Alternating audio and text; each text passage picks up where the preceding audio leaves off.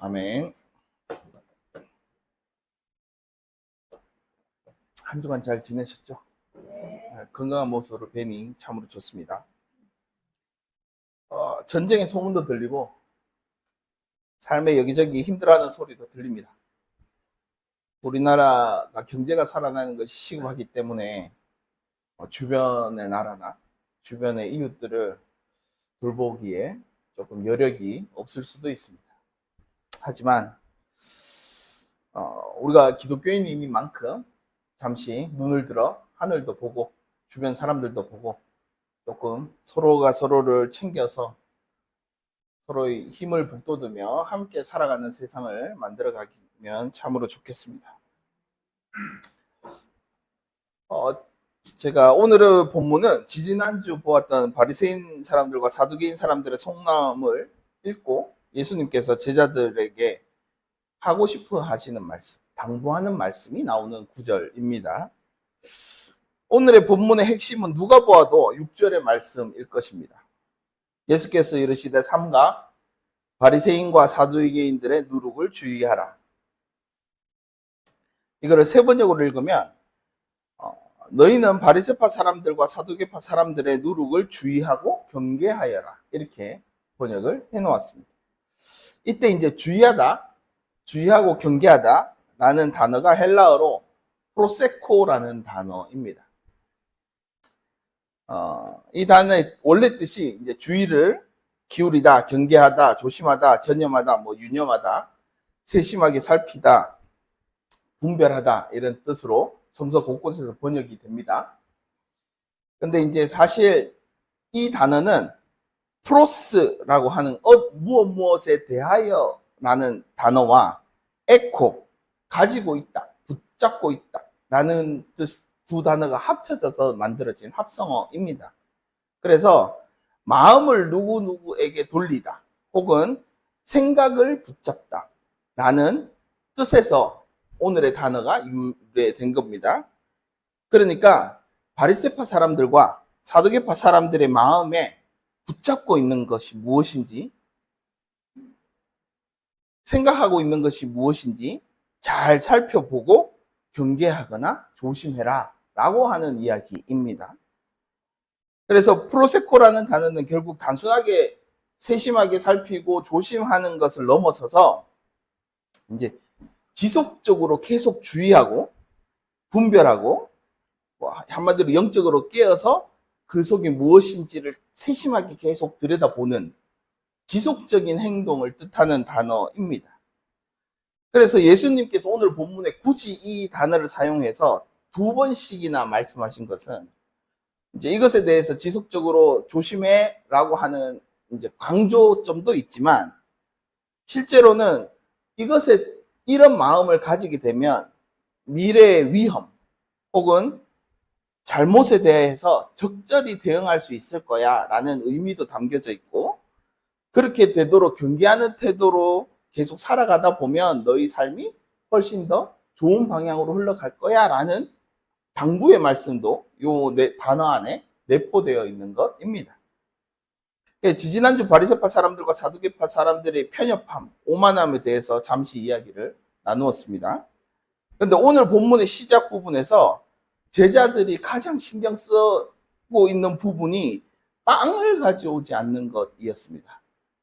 자신들이 아까 예수님도 얘기를 하셨지만 오병이어의 기적이나 4,000명을 먹으신 일들이 있었기 때문에 제자들은 빵을 챙겨야 하나?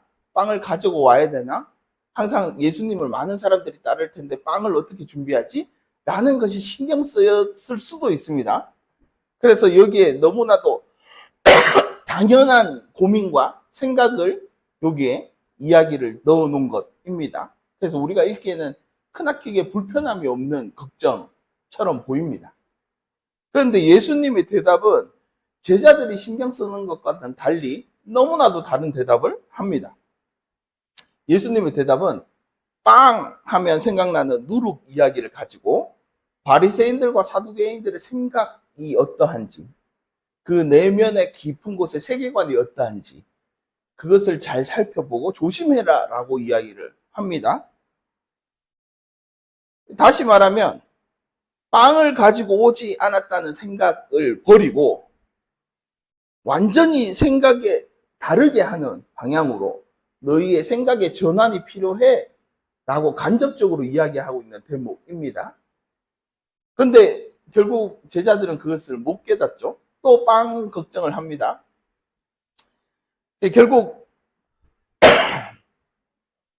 사두개파 사람들의 가르침이 빵에 들어가 있는 누룩과 연관되어져 있고 그들의 가르침이나 기본적인 세계관이 먹고 사는 문제에 집착하고 있다는 것을 보여주는, 한마디로 제자들이 여전히 사로잡혀 있는 것과 바리새인들과 사두개인들이 속에 품고 있는 누룩이 같다라고 이야기를 하고 싶어서 성서는 이야기 스토리를 이렇게 이끌고 가는 것입니다. 바리새인들과 사두개인들이 결국 추구하는 것은 이 땅에서 잘 먹고 잘 사는 것, 자신들의 안녕과 번영, 이 혼탁하고 힘든 세상, 로마의 지배 아래 유대인들이 어떻게 살아가야 될지 갈팡질팡하는 이 상황 속에서도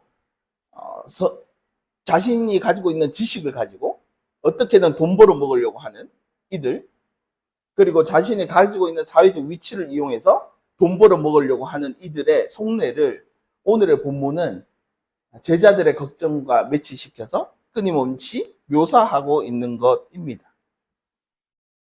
그러니까 그들의 핵심 정신은 자신들이 잘 먹고 잘 사는 것에 초점이 맞춰져 있다라고 이야기를 합니다. 앞선 본문에서 본 것처럼 바리새인들과 사두개인이 왜 편협하고 오만해졌는가를 잘 살펴보면 그들의 세계관이 무엇인지 잘 알 수 있다고 마태복음은 계속적으로 이야기를 하고 있는 것입니다.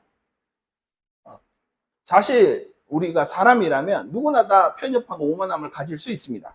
왜냐하면 우리는 기본적으로 이성과 지식이 가지고 있죠. 언어의 능력을 가지고 있어서 다른 동물과는 확연히 구별되는 존재로 존재합니다. 그러다 보니 항상 우리는 우월감을 가지고 살아갑니다. 다른 피조물보다 훨씬 더 내가 우월하다는 우월감을 가지고 있습니다. 그래서 그 우월감 때문에 결국은 우리 스스로에게 오만함이 자연스럽게 자라날 수밖에 없는 조건에 살고 있는 것입니다. 그럼에도 불구하고 바리새인들과 사두개인들에게 두드러지게 나타나는 오만함의 기본은 자신을 부풀리는 것, 자신의 성공과 자신의 안정을 위해서 과도하게 자기의 몸짓을 부풀리는 것에 문제가 있다라고 성서는 이야기하고 있는 것입니다. 이들이 이제 예수님을 찾아왔을 때 우리의 이야기, 지난주에 읽었던 이야기를 곰곰이 생각해 보면 이렇습니다. 예수님이라는 인물을 시험하고자 찾아왔다라고 적혀 있습니다. 이 말인 즉슨 예수님에게 질문하고 그 답을 듣고 그 답에 대해서 내가 생각하는 것이 다른 면이 있으면 논쟁을 하고 그래서 예수님을 어떻게 모든 사람들이 있는 곳에서 짓밟는다면 내가 훨씬 더 예수보다 나은 위치를 얻을 수 있다라고 생각하고 있기 때문입니다. 그게 수많은 사람들이 모여서 오병이어의 기적이 일어나는 그 장소에서 그 사람들이 원했던 건 너희가 그렇게 메시아라고 추정하는 예수보다 내가 훨씬 더 뛰어나. 내가 훨씬 더 똑똑해. 내가 훨씬 더 지혜로워. 내가 훨씬 더 하나님에 대해서 잘 알지라는 것을 얘기하고 싶어서 예수님을 시험했던 것입니다. 그들은 결국 예수님보다 더 뛰어넘고 싶은 우월감, 자신의 몸집을 부풀리고 싶어하는 그 허영심, 우월감, 이런 것들이 결국은 그들이 얼마나 오만해져 있는지를 보여주는 대목입니다. 왜 그들이 오만하냐? 거기에 모여 굶주렸던 수많은 사람들, 예수님이 기적을 베풀지 않았다면 굶어 죽을 수밖에 없는 어린아이들과 아녀자들, 이 자기 눈에는 전혀 보이지 않기 때문에 자기 눈에는 그들이 전혀 보이지 않고 오로지 예수를 어떻게 질받고 뛰어넘느냐, 자신의 성공과 안녕을 얼마나 중요시하는가를 바로 본문 이전에 그대로 보여준 것입니다. 결국 이러한 자기중심적인 생각 때문에 결국 그들은 오만함을 가지게 됐고 자기 스스로 대단히 고귀한 영혼을 가졌다고 생각하게 됩니다. 그러다 보니 일반인 사람들, 굶주리는 사람들, 이 서민 계층의 사람들은 자기들이 보기에는 불결하거나 아니면 이들은 나에게 돈을 대주는 일종의 도구로 생각하고 있기 때문에 그들은 전혀 신경 쓰이지 않았던 것입니다. 그들은 다른 사람으로 자기가 명성만 얻으면 충분히 대체할 수 있다라고 생각하고 있기 때문에 거기에서 굶주렸던 사람들은 자기 눈에는 전혀 필요가 없는 그런 인물들로 보였던 것 같습니다. 그래서 이런 기준으로 세상을 성장하다 보면 결국 세상을 경멸하는 눈으로 보게 됩니다. 그리고 자신이 고귀하기 때문에, 자신의 말이 옳기 때문에 다른 이들은 굉장히 불결하거나 그냥 다른 이들과 함께 할 수 없고 그냥 너희들은 그냥 내 하는 대로 따라와, 혹은 내가 하는 대로 못 따라오면 너희는 그냥 나가, 이렇게 이제 자기중심적인 태도로 배척감이 증가되게 됩니다. 그래서 자기의 안위만을 집착하고 있다라는 증거로 성서는 돈을 좋아하는 바리새인이라는 낙인을 찍어 놓았습니다. 그들은 돈만 되면 뭐든 하는 사람들이라고 얘기를 해 놓은 것이죠. 그래서 오병이어로 구원받은 백성들은 자신에게 그냥 돈을 바치는 단순하게 그런 도구로 생각하거나 그들이 천박하다고 생각해서 그들을 경멸하거나 무시하는 태도를 기본적으로 가지고 있게 되었다라고 이야기를 합니다. 예수님이 이제 이들의 마음이 이렇게 된 것은 결국 이들이 이 땅에서의 번영, 풍요함을 추구하기 때문에 누룩처럼 보잘것 없는 것으로부터 빵을 부풀려서 최대한 몸집을 키워 크게 보이도록 하는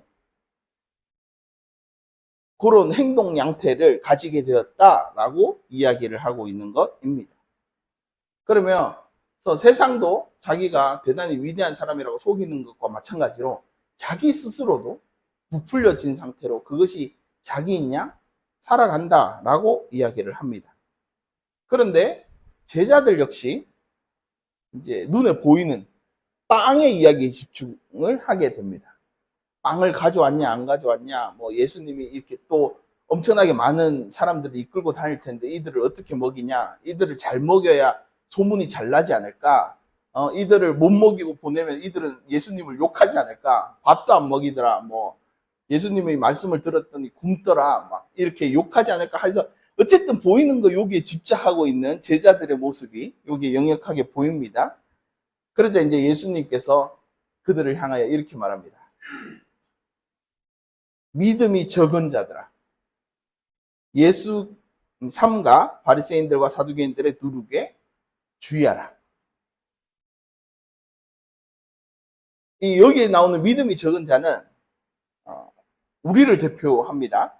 예수님을 따르고 하나님을 따르겠다고 살고자 다짐은 했지만 여전히 세상에서 잘 먹고 잘 사는 문제가 마음에 계속 걸리는 사람들, 그래서 거기에 초점을 맞추고 살아가는 사람들이 있기 때문에 결국은 예수가 인도하는 바른 길, 하나님의 길을, 지혜로운 길을 못 따라온다라고 생각하고 있기 때문에 예수님께서 애시당초 얘들을 꾸짖으며 생각의 전환이 필요해, 생각을 바꿔야 돼 라면서 2번씩이나 똑같은 꾸짖음을 하신 것입니다. 그러자 이제 오늘의 성경은 그제서야 바리새파 사람들과 사두개파 사람들의 가르침을 경계하라고 하신 말씀인 줄 깨달았다라고 오늘의 말씀을 마치고 있는 것이 오늘의 본문입니다. 여기서 이제 깨달았다라고 나오는 단어, 스네마이라는 단어는 단순히 깨달았다라기보다는 지혜와 매우 관계에 있습니다.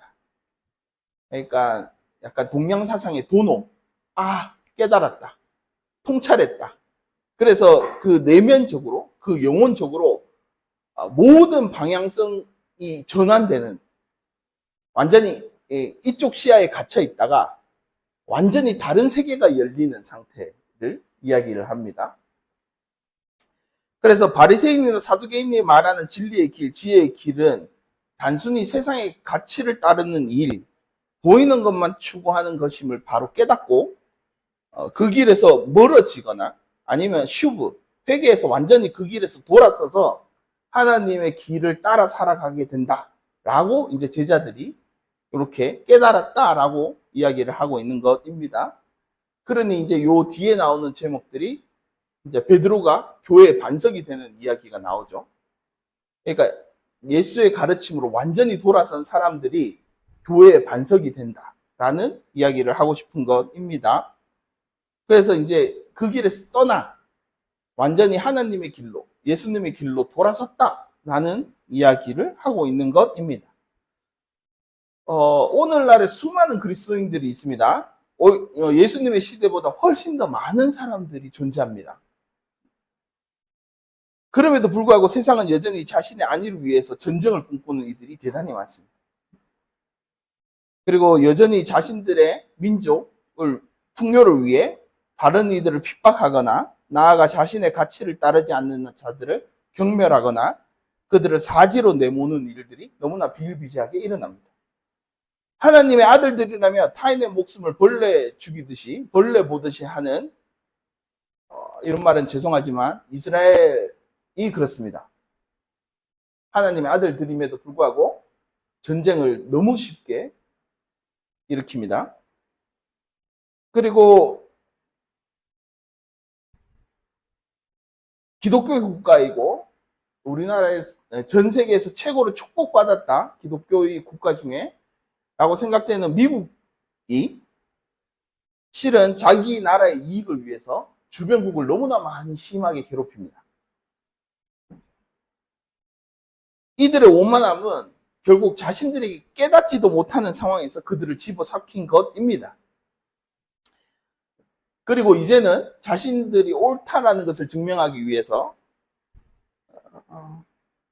예수님을 찾아온 바리새인과 사두개인들처럼 수많은 문제들을 세상에 던져놓고 마치 하나님을 시험하듯이 그들은 세상을 살아내고 있는 것입니다.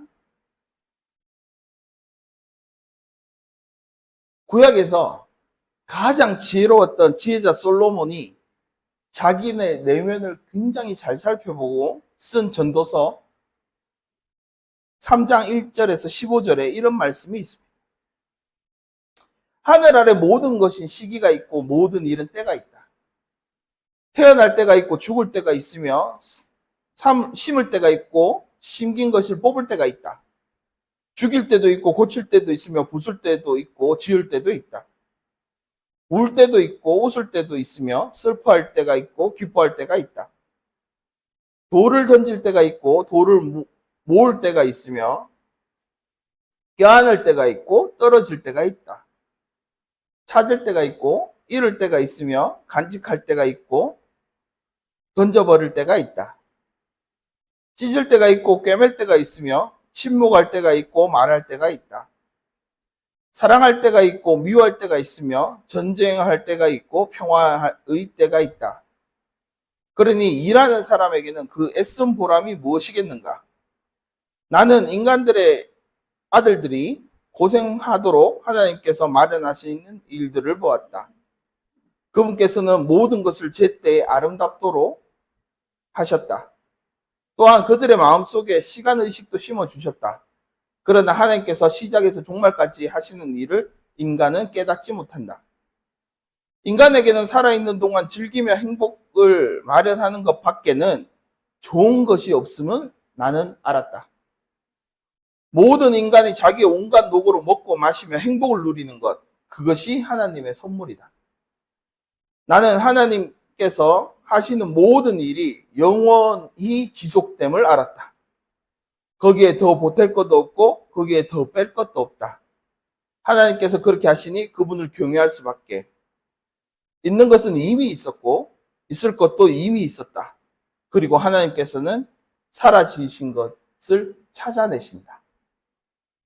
성서는 인간의 노동으로 혹은 자신의 손으로 하는 모든 일들을 다 이룰 수 없다라고 이야기를 합니다. 인간 활동을 할 수 있도록 하나님께서 이미 마련해 놓았고 그 때도 정해 놓으셨고 그 환경도 정해 놓으셨고 인간을 활동할 수 있는 모든 여건들을 다 하나님께서 만들어 놓으셨기 때문에 인간의 어떠한 노동이나 노력으로 자기가 하는 손으로 열심히 해봐야 그 일을 온전히 이룰 수 없다.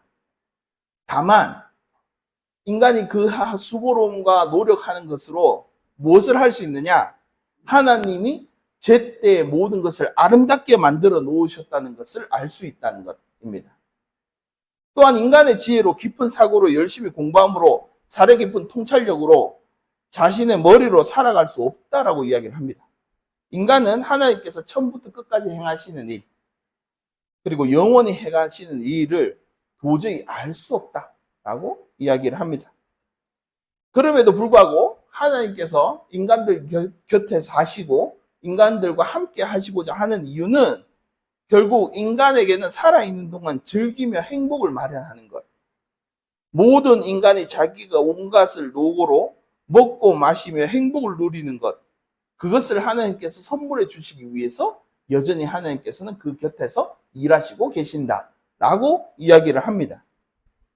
오늘날의 사회는 과학과 수학이 매우 발전했습니다. 그래서 인간의 머리로, 인간의 지혜로, 인간의 집단 지성으로 충분히 잘 살 수 있다라고 여깁니다.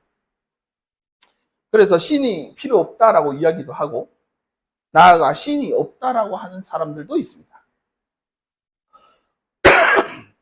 모든 생과 우주는 계산으로, 수치로 증명되고, 모든 인간의 이해의 폭이 넓어지면 넓어질수록, 인간들의 집단 지성이 높으면 높아질수록 세상은 점점 더 좋아진다라고 이야기를 합니다. 그러나 가만히 세상을 바라보면 옛부터 지금까지 수많은 발전을 했음에도 불구하고 여전히 우리 귀에는 전쟁의 소문도 들려오고 고통받는 사람들의 소리도 들려오고 그들의 죽음과 그들의 불편함과 그들이 내처짐을 다 듣게 됩니다. 서로 미워하고 경멸하는 마음만 더 늘어나는 것 같습니다. 다른 이들과의 비교 속에서 계속 우월해지려고 하는 이들만 점점 많아지고 있는 것처럼 보입니다. 어느새 우리는 외적인 것에 집착하고 자신을 비대하게 만드는 누룩에만 집중하고 있는 것을 보입니다. 그리고 옛보다 오늘날의 우리가 훨씬 더 오만해지고 훨씬 더 냉담해졌고 훨씬 더 서로를 돌보지 않고 개인화되었다는 것을 우리는 몸소 체험하고 있습니다. 이 모든 것은 실은 우리 안에 있는 이러한 누룩 때문입니다. 그리스도께서 그렇게 조심하라고 강조했던 누룩은 결국 우리를 거짓으로 크게 부풀려 놓았습니다. 결국 우리가 하는 모든 일이 하나님이 하시는 일과 정반대의 길을 걷고 있는 세상이 되어버렸습니다. 집단지성이 올라가거나 모두의 체험을 기반으로 정보가 늘어나는 것은 결국 개인의 돈벌이와 개인의 몸집 부풀리기와 특정인들의 소수인들의 부로 축적되고 있습니다. 한마디로 99%의 부는 소수의 몇 사람이 가지고 있고 1%의 부로 세상의 모든 사람들이 나눠 가지고 있는 형태가 오늘날 사회가 되어버렸습니다. 재밌게 앞으로 어떤 일이 일어날 것인가에 대한 예측도 충분히 가능합니다. 예를 들어서 내비게이션 같은 것입니다. 인공위성을 개발했죠. 그리고 내비게이션 회사를 개발했습니다. GPS도 이제 사오고 지도도 가지고 이제 내비게이션을 모든 사람들이 편리하게 이용을 합니다. 우리는 옛보다 훨씬 더 편리해졌습니다. 그런데 우리가 지나다니는 길, 우리가 가는 장소, 우리가 어떤 특정한 지역으로 이동하는 모습, 얼마나 이 사람의 행동 반경이 넓어지는가의 모든 정보의 데이터를 수집을 합니다. 그리고 이 내비게이션 만드는 회사들은 그 정보를 가지고 돈을 법니다. 마치 자기의 지식으로 돈 버는 것처럼 타인들에게는 소수의 편의만 제공하고 모든 부는 자기들이 가지고 갑니다. 비단 이뿐만이 아닐 겁니다. 지금 인공지능, 챗 GPT 이런 것들이 굉장히 유행하고 있죠. 이런 것을 개발한 사람들도 자신의 지식과 자신의 노력으로 만들었다고 이야기를 하면서 세상의 모든 수많은 부를 자신을 향해서 축적하고 있을 것입니다. 그리고 앞으로 인공지능이 발달되면 발달될수록 수많은 우리의 일들을 편리하게 대처하는 도구로 활용될 겁니다. 그러다 보면 일반 사람들은 어느새 아무리 못 살아도 챗 GPT를 이용해야 돼. 애들의 학교의 숙제도 하게 될 것이고 어떻게 성장하는 데 있어서 반드시 필요한 도구로 자리를 잡을 수 있습니다. 그럼에도 불구하고 거기에서 나오는 모든 부는 우리의 모든 노력과 상관없이 그들에게로 몰리고 가게 될 겁니다. 그리고 그들은 자신의 몸집을 부풀리고 자신의 영위를 위해서, 자기의 힘을 위해서 훨씬 더 많은 이익을 얻으려고 애쓰고 노력할 것입니다.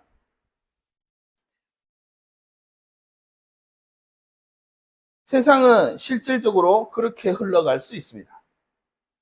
세상은 점점 그쪽을 향해서 자연스럽게 우리의 욕구를 채워주는 방향으로 흘러갈 수 있습니다. 하지만 예수님의 시대보다 훨씬 더 많은 그리스도인들이 존재합니다. 그래서 세상은 훨씬 더 좋은 방향으로 방향을 바꾸어 틀 가능성도 가지고 있습니다. 우리가 어떠한 삶의 태도로 사느냐에 따라 세상은 다른 방향으로 완전히 가던 길을 멈추고 돌아서서 하나님과 예수님이 꿈꾸는 방향으로 충분히 갈 수 있는 여건이 될 수도 있습니다.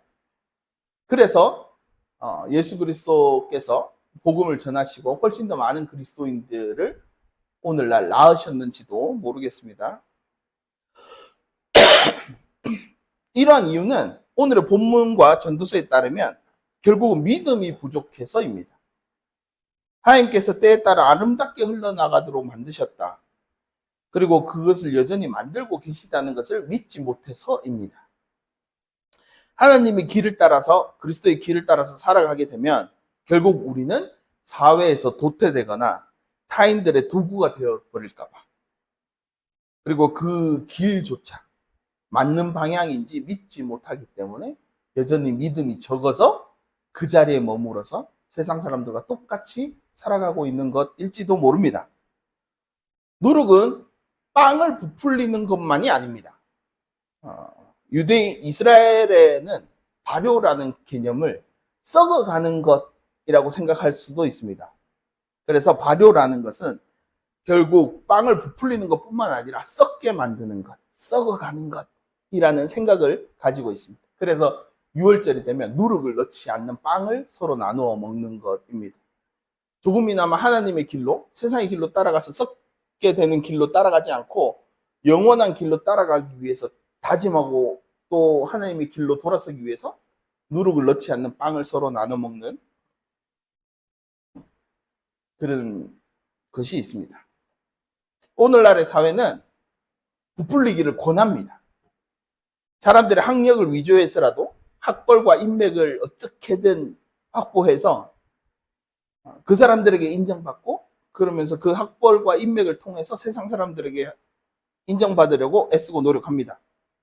그리고 그렇게 자신을 부풀려야 비로소 사회에서 그 능력을 인정하는 것처럼 이야기를 합니다. 그러다 보니 이러한 사회는 점점 높고 점점 부유한 위치로 향해 가야 비로소 삶을 잘 산다고, 바르게 산다고, 괜찮게 산다고 이야기하는 세상이 되어버리는 것입니다. 경제적인 풍요도 마찬가지입니다. 나와 비슷한 환경 사람들끼리 어울립니다. 같은 아파트의 사람들, 같은 부를 가지고 있는 사람들, 같은 경제 집단, 그래야 자신들의 이익을 극대화할 수 있기 때문입니다.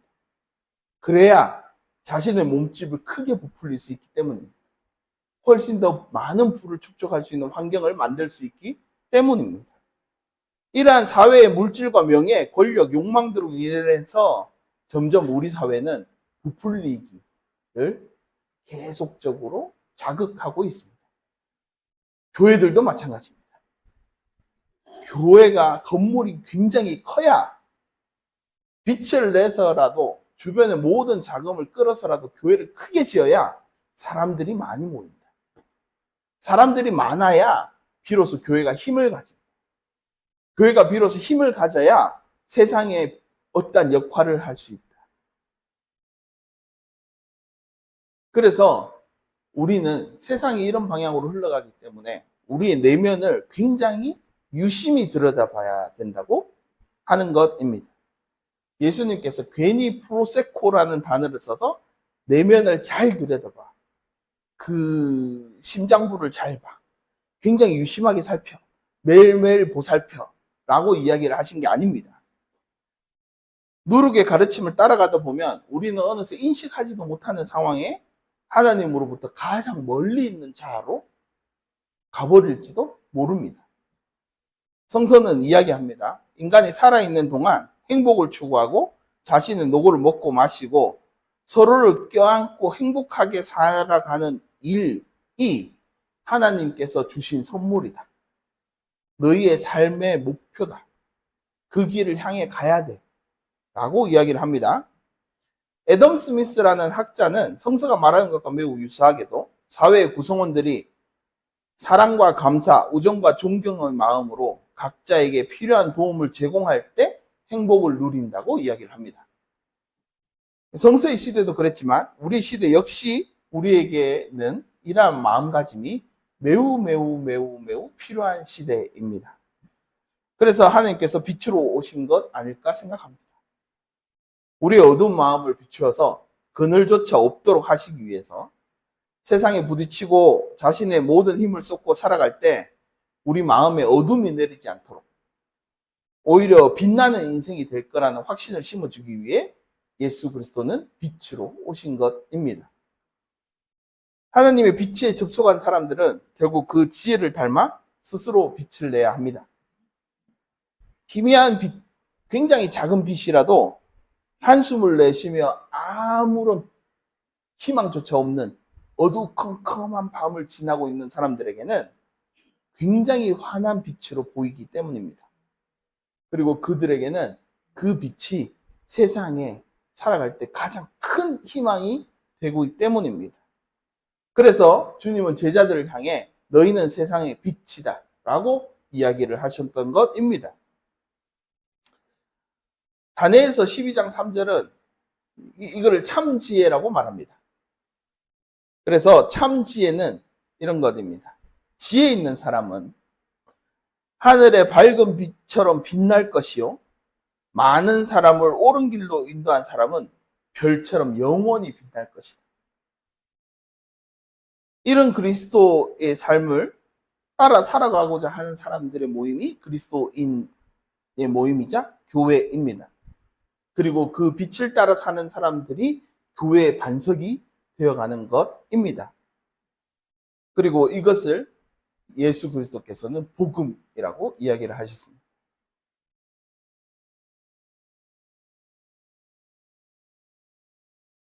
바리새인들과 사두개인들에게 없었던 이 복음은 모든 믿는 이들이 구원하시는 하나님의 능력입니다. 복음 안에서 살아가는 이들은 결국 사회가 규정하고 우리가 얽매이고 우리를 부자유스럽게 했던 것들이 굉장히 하찮게 여겨지고 비로소 복음을 통하여 세상에 빛을 비추며 살아가는 것이 내 인생의 가장 행복한 길임을 깨닫게 된 사람들. 그래서 때에 따라 아름답게 만들고 때에 따라 풍요롭게 만들고 때에 따라 모든 피조물들이 자신의 생을 선물로 살아갈 수 있도록 만들어가는 사람들이 그리스도인들이라는 것입니다.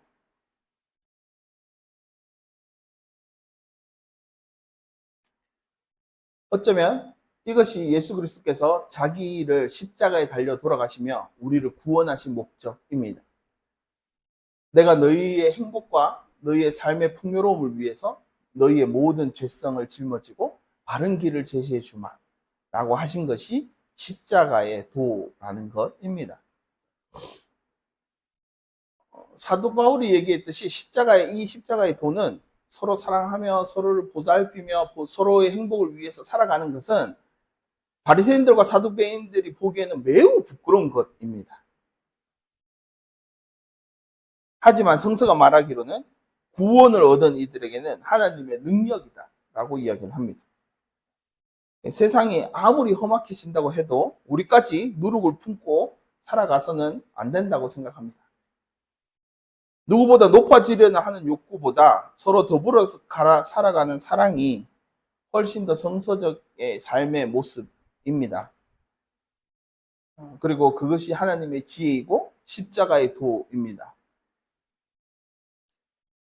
믿음이 더 깊어져서 이 땅에서 각자의 욕망으로 일어나는 모든 미움과 증오가 우리의 빛을 통해 조금씩 회복되어지고 사라지는 그날을 위해, 그런 하나님 나라를 위해 조금이나마 우리의 삶을 훨씬 좋은 방향으로 조금씩 세심하게 살펴서 틀어가는 우리들이 되기를 간절히 소망합니다.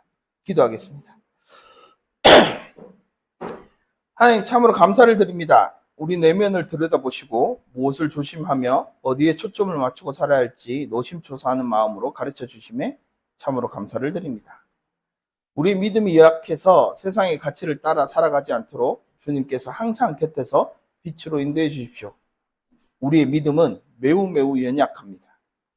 하나님의 가치, 예수님의 가치대로 살아가는 이들이 훨씬 더 더욱더 밝게 빛나기를 간절히 소망합니다. 그 빛을 따라 살아가도록 오늘도 여전히 우리 곁에서 빛으로 인도하시는 우리 주 예수 그리스도의 이름으로 기도드립니다.